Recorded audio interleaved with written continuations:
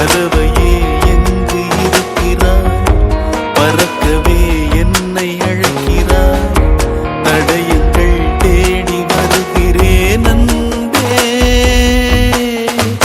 அடியன் பூமி தொடங்கும் இடமெது நீதானே, அடியன் பாதை இருக்கும் இடமெது நீதானே.